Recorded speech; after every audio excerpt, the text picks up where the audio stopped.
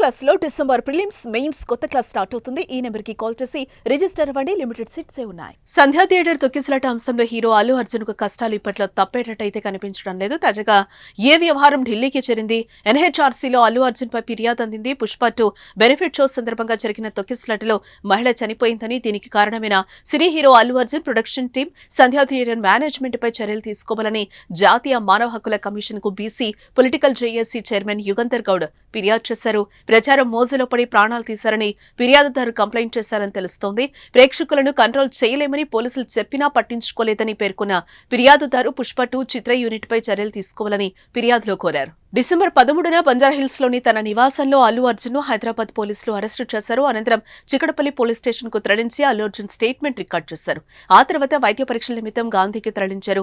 వైద్య పరీక్షల అనంతరం భారీ బందోబస్తు నడుమ నాంపల్లి కోర్టులో హాజరుపరిచారు. ఈ క్రమంలో హీరో వర్గాల వాదనలు విన్న కోర్టు అల్లు అర్జున్ కు 14 రోజులు జ్యుడిషియల్ రిమాండ్ విధిస్తూ తీర్పును వెలువరించింది. దీంతో చెంచల్గూడ జైలుకు తరలించారు. దీంతో అల్లు అర్జున్ లాయర్ తెలంగాణ హైకోర్టును ఆశ్రయించగా షరతులతో కూడిన మధ్యంతర బెయిల్ నైతే మంజూరు చేసింది కోర్టు. అయితే బెయిల్ ఆర్డర్స్ ఆలస్యం కావడంతో అల్లు అర్జున్ ను శనివారం ఉదయం 6:40 విడుదల చేశారు. ఇలా శనివారం రాత్రి మొత్తం అల్లు అర్జున్ జైల్లోనే గడపాల్సి వచ్చింది. ఇప్పటికే ఈ కేసులో అల్లు అర్జున్ సతమతమవుతున్నారు. హైకోర్టు ఇచ్చిన మధ్యంతర బెయిల్ పై తెలంగాణ పోలీసులు కోర్టుకెళ్లేందుకు సిద్ధమవుతున్నారు. ఈ మేరకు న్యాయ నిపుణులతో చర్చిస్తున్నారు. తొక్కిసలాట కేసులో సంచలన విషయాలు సేకరించి కోర్టు ముందు ప్రవేశపెట్టాలనే ప్రయత్నాలైతే జరుగుతున్నాయి. దీంతో అల్లు అర్జున్ బెయిల్ రద్దయ్యే అవకాశం కూడా కనిపిస్తోంది. మరోవైపు తొక్కిసలాటలో గాయపడిన చిన్నారి శ్రీతేజ్ పరిస్థితి కూడా విషమంగా ఉండడం బన్నీని కలవరపెడుతోంది. ఇలాంటి పరిస్థితుల్లో ఇప్పుడు మానవ హక్కుల కమిషన్ లో కూడా అల్లు అర్జున్ పై ఫిర్యాదు చేయడం బన్నీ మెడకు మరో ఉచ్చు చుట్టుకున్నట్టయింది.